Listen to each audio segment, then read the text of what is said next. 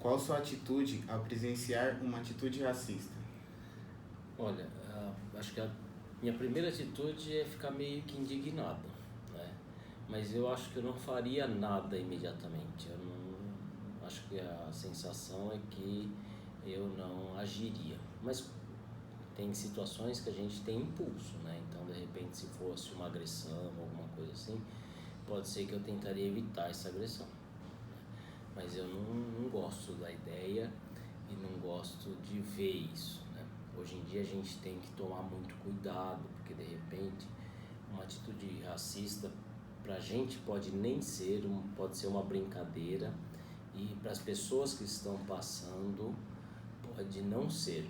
Então, por exemplo, quando às vezes a gente fala, eu tenho uma amiga que é negra, não sei nem se é negro ou preto, e a gente fica meio perdido. Eu sou velhinho, então a gente tem uma formação. Então a gente brinca às vezes, mas assim, ela permitiu uma brincadeira, mas o outro que está passando não sabe da nossa relação próxima. Então, de repente, para ele pode ser uma atitude racista.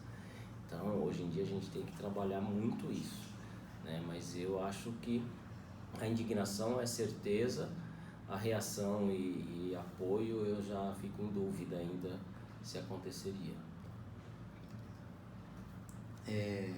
Como você acha que a discriminação afeta diferentes formas e mulheres? Como que é? Como você acha que a discriminação afeta diferentes formas e a discriminação com as mulheres?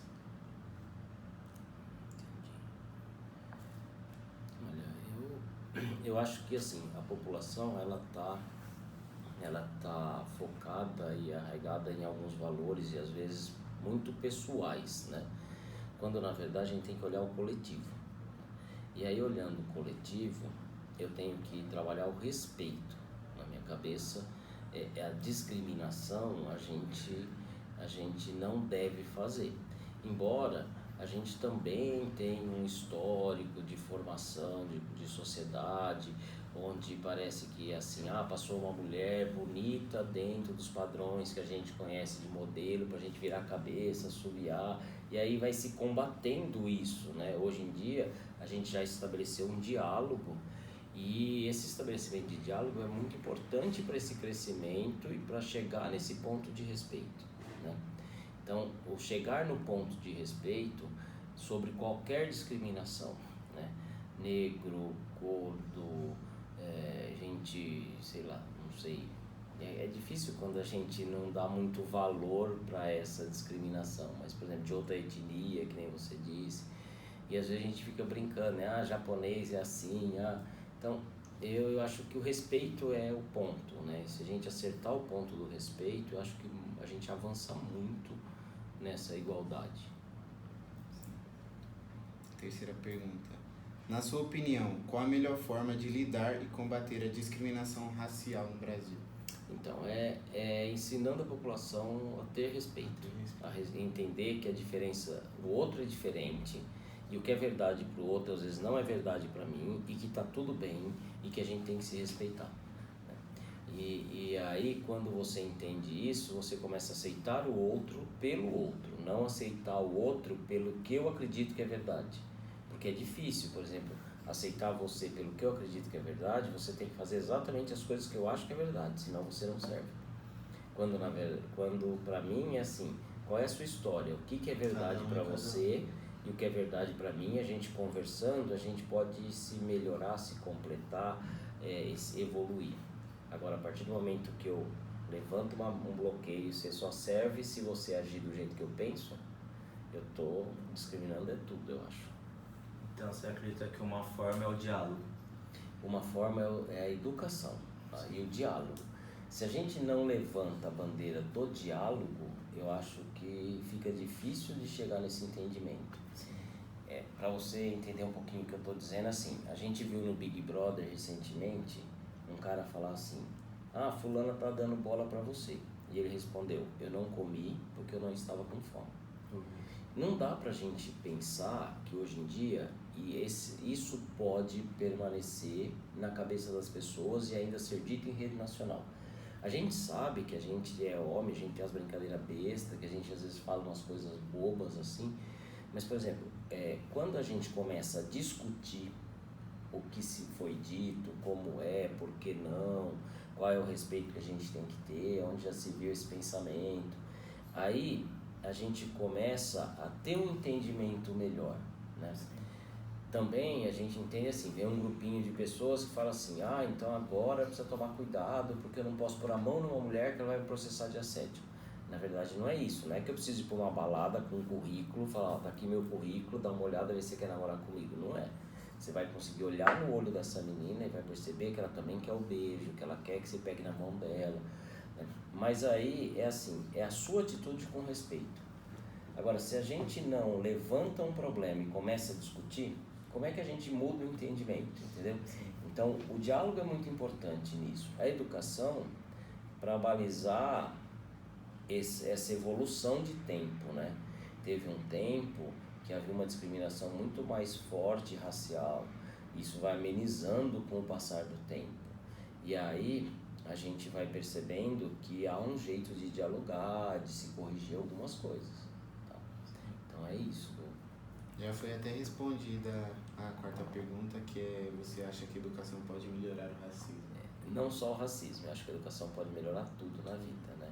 A exploração dos profissionais, a igualdade de classe, o racismo, a condição de vida para todo mundo igual. E aí eu fico me perguntando assim, tipo, nossa, até quando a população não vai entender algumas coisas? Mas falta educação. E não é educação de bom dia, boa tarde, é educação de entendimento das coisas, né? Eu vou morar num local ruim porque a vida me empurrou para ali e eu não tive condição de morar em outro lugar. Vem uma enchente e eu perco tudo. Aí eu pego todos os móveis da minha casa, jogo na rua. Esses móveis que estão na rua já é o motivo para uma próxima enchente também. E aí eu cobro de outra pessoa a solução. Mas eu jogo lixo na rua, eu jogo bituca na rua, eu jogo entulho na rua, eu não melhoro o meu ambiente, eu não me sinto responsável em cuidar do meu entorno e eu fazer a minha parte e cobrar do outro também. Eu me sinto na obrigação de só cobrar do outro. E aí eu fico triste de ver a população assim. É lógico que a gente tem os governantes, tem verba para fazer obras para evitar enchente, mas também tem uma parcela da população. Aí você fala, a população não sabe o que tem que fazer. Então tem uma parcela do governante de novo que não deu educação e dos profissionais de educação que não trabalharam adequadamente. E aí todo mundo está envolvido, né? E aí então todo mundo tem uma parcela de alguma forma.